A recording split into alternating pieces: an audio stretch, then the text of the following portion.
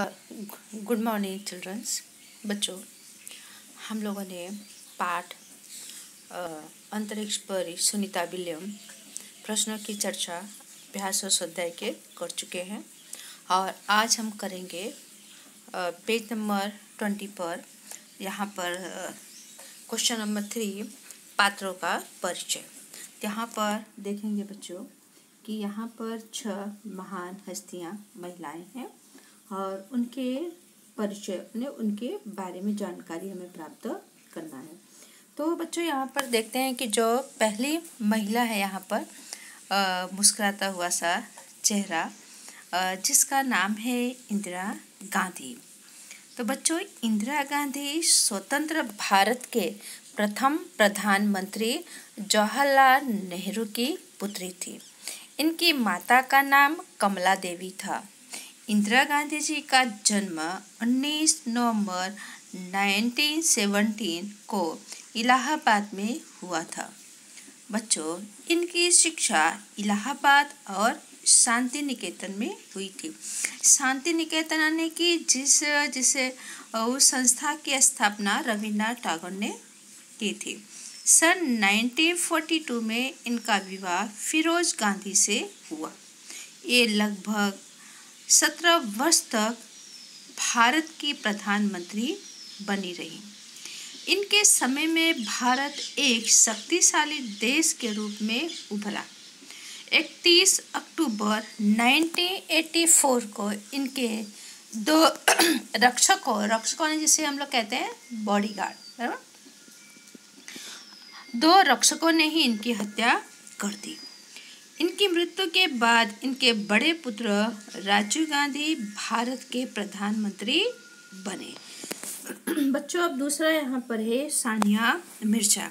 तो आप लोग भी सानिया मिर्जा से काफ़ी वाकिफ़ होंगे, काफ़ी परिचित भी होंगे कि सानिया मिर्जा भारत की प्रसिद्ध टेनिस खिलाड़ी है। इनका जन्म 15 नवंबर 1989 में मुंबई में हुआ था। ये मूलतः हैदराबाद की रहने वाली हैं। इन्होंने 6 वर्ष की उम्र से ही टेनिस खेलना शुरू कर दिया। इनके जो कोच सीजी के भूपत ने इन्हें टेनिस का प्रशिक्षण दिया। प्रशिक्षण ने तालीम इन्हें दिया, बराबर, इनके कोच ने। और सन 1905 में ये अमेरिका ओपन के ग्रैंड स्लैम के चौथे राउंड तक पहुंचने में सफल रही। इन्होंने दुबई और हैदराबाद की कई चैंपियनशिप जीती। भारत सरकार ने इन्हें अर्जुन पुरस्कार देकर इन्हें सम्मानित किया। किसे किया? सानिया मिर्जा को, बराबर। तो बच्चे, जिसको जो भी बनना होता है बचपन से क्या उनके लक्षण एक गुण उनमें दिखाई देने लग जाते हैं। अब यहाँ पर तीसरी महिला, इसके बारे में आप लोग शायद परिचित होंगे या नहीं, मुझे आइडिया नहीं है, लेकिन जिसका नाम है किरण बेदी। तो बच्चों, किरण बेदी का जन्म 9 जून 1949 में अमृतसर में मध्य वर्ग ने मिडिल क्लास के एक प्रगतिशील परिवार में हुआ। बचपन से ही उन्हें टेनिस के प्रति लगाव था। टेनिस की राष्ट्रीय स्पर्धाओं में उन्होंने अच्छा नाम कमाया। सन 1972 में उन्होंने आईपीएस, जिसका फुल फॉर्म है इंडियन पुलिस सर्विस होता है, जिसे हिंदी में भारतीय पुलिस सेवा के नाम से जाना जाता है। उन्होंने इसकी भी परीक्षा पास की। उच्च कोटि की पुलिस अफसर बनने वाली ये पहली भारतीय महिला है और दिल्ली की तिहाड़ जेल के जेल अधीक्षक के पद पर रहकर उन्होंने काफ़ी सुधार कार्य भी किए हैं। किरण बेदी अपने साहस, कर्तव्यनिष्ठा और कार्यकुशलता के लिए उन्हें कई पुरस्कार और उन्हें मेडल भी मिले हैं। अब बच्चों, हम पढ़ेंगे जो यहाँ पर चौथी महिला है जिसका नाम है मल्लिका साराभाई। तो बच्चों, नाम से भी आपके मन में से सवाल पैदा हो जाता, साराभाई यानी क्या वही साराभाई, विक्रम साराभाई? हाँ, ये विक्रम साराभाई के परिवार से ही है। तो मल्लिका साराभाई भारत की प्रसिद्ध नृत्यांगना यानी अच्छी डांसर, प्रथम डांसर है। इनकी माता मृणाली भी उच्च कोटि की नर्तकी थी। मल्लिका के पिता विक्रम साराभाई प्रसिद्ध अंतरिक्ष वैज्ञानिक थे। मल्लिका का जन्म 1 मई 1954 को अहमदाबाद में हुआ था। ये कुचिपुड़ी नृत्य और भरतनाट्यम में बहुत माहिर है। ये समाज सुधार की प्रवृत्तियों में भी रुचि लेती हैं। तो बच्चों, अब हम आगे जानकारी प्राप्त करने जा रहे हैं। तो आप यहाँ पर जो नाम है, पांचवी जो महिला जिसका नाम है कल्पना चावला। तो बच्चों, अब तो कल्पना चावला के बारे में काफ़ी आप लोगों के पास जानकारी होगी ही। तो कल्पना चावला भारत की प्रथम महिला अंतरिक्ष यात्री कल्पना चावला का जन्म 1961 में करनाल शहर में हुआ था। वो करनाल आज कहाँ है? पंजाब और हरियाणा में। तो दूर आकाश में उड़ान भरना उनके जीवन का स्वप्न था। बच्चों, शायद आपको पता है कि नहीं, जब कल्पना चावला आपके जैसे स्कूल में जब जाती थी, जब इनका चित्र का क्लास होता था, तो चित्र के पीरियड में वो प्लेन बनाती थी और प्लेन को रंग बिरंगी रंगों से सजा देती थी। ये तो ठीक है। और जब इनके घर के पास से, घर के सामने से कोई भी प्लेन उड़ते हुए जाते हुए देखती थी, तो उसे पकड़ने दौड़ती थी, उसे पकड़ने के लिए। तो उन्होंने 2 बार अंतरिक्ष यात्रा की। पहली बार 19 नवंबर 1997 को और दूसरी बार 16 जनवरी 2003 को। दूसरी बार की सफल यात्रा के बाद फरवरी 2003 को उनका अंतरिक्ष यान पृथ्वी की ओर लौट रहा था। दुर्भाग्य से पृथ्वी के वातावरण में प्रवेश करते ही यान दुर्घटनाग्रस्त हो गया और कल्पना चावला अपने 6 साथियों के साथ चल बसी। यानी हमेशा हमेशा के लिए हमारे बीच वो नहीं रह पाई। अब यहाँ पर है अंतिम महिला पीटी उषा। पीटी उषा को बच्चों उड़ान परी, बराबर उड़ना, यानी कि वो जब उनकी चाल भी ऐसे हो रहे, ऐसा लगता है जैसे वो हवा में उड़ रही थी, तेज रफ्तार।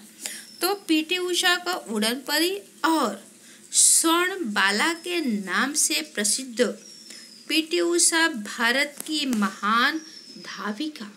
धाविका का अर्थ बच्चों दौड़ने वाली महिला है, बहुत तेज रफ्तार में दौड़ने वाली महिला। पीटी उषा का जन्म 27 जून 1964 को कोझिकोड़ा में हुआ था। कोच बाल्बीमियार ने इनकी प्रतिभा को पहचाना और इन्हें प्रशिक्षण दिया। विभिन्न दौड़ प्रतियोगिताओं में इन्होंने अनेक स्वर्ण यानी सोने के और रजत यानी चांदी के पुरस्कार जीते। सन 1986 के एशियन खेलों में इन्होंने 4 स्वर्ण पदक जीतकर देश का गौरव बढ़ाया। तो बच्चों, ये हमारे देश की जो महिलाएं हैं कि जिन्होंने क्या अपने देश का नाम क्या किया, ऊंचा किया। तो बच्चों, यहाँ पर अब हम देखते हैं पेज नंबर 21 पर, और जो चौथा प्रश्न है कि चित्र के आधार पर काव्य लिखिए। तो आपके यहाँ टेक्स्ट बुक में चित्र दिया हुआ है, सुंदर चित्र यहाँ पर है, बराबर। और आपको कविता लिखनी है जैसा भी आपको समझ में आए। तो मैंने भी अपने तरीके से कविता की 4 लाइनें लिखी हैं। फैलाकर अपनी सुगंध महकाता तन मन को, टूट जाए डाली से फिर भी न शोक मनाता जीवन में। कभी गले का हार बनता, कभी ईश्वर के चरणों में चढ़ जाता, सब लोग देख मुझे खुश हो जाते हैं। बच्चों, आप इसे अपने तरीके से भी लिख सकते हैं, बराबर। और अगर नहीं लिख सकते हैं तो मैंने पीडीएफ बनाया हुआ है, तो उस पीडीएफ में ही इस फूल की कविता मैंने लिखी है। आप इसे अपने तरीके से भी लिख सकते हैं, बराबर। और अब यहाँ पर है कि जो 5वां प्रश्न यहाँ पर दिया हुआ है, 5वां प्रश्न इस तरीके से है कि यहाँ पर क्या बोलते हैं उसको, परिच्छेद का शुद्ध रूप से अनुलेखन कीजिए। शुद्ध यानी बिना गलती किए हुए, अनुलेखन यानी जैसा लिखा है उसे वैसा ही अपनी कॉपी में देख देख कर लिखना है, बराबर। तो जैसे हम शुद्ध पढ़ते हैं वैसे मात्रा भी शुद्ध, हमारी लिखने की मात्रा गलत होनी चाहिए नहीं। अगर मात्रा हमने गलत लगा दिया तो शब्द का क्या होता है, अर्थ बदल जाता है। तो जैसे कुछ नया करने की लगन और उत्साह हो तो लक्ष्य तक पहुंचने से कोई रोक नहीं सकता। लक्ष्य ने जिसे कहते हैं मंजिल तय, बराबर। जो हमारा गोल होगा, तो हमारे मन में गोल है तो उसको करने के लिए हमारे मन में लगन और उत्साह है, तो वहाँ तक हम अवश्य पहुँच जाएंगे।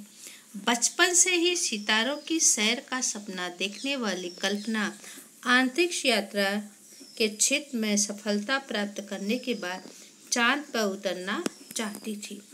तो बच्चों कहते हैं कि जो बच्चा कुछ बनना चाहता है तो उसके बचपन से क्या होते हैं, उसके लक्षण हमें दिखाई देने लग जाते हैं, बराबर। तो वैसे कल्पना चावला में भी क्या बचपन से क्या था, उन्हें चांद पर जाना था। बचपन से उनके मन में अंतरिक्ष यात्री बनने की धुन सवार थी, बराबर। एक बातचीत में कल्पना ने कहा था, मैं बचपन से इस क्षेत्र में जाना चाहती थी। वहां पहुंचने के लिए मैंने एड़ी चोटी का जोर लगा दिया। एड़ी चोटी का जोर लगा, पूरी ताकत, बराबर। उन्होंने ऐसी जम की पढ़ाई की।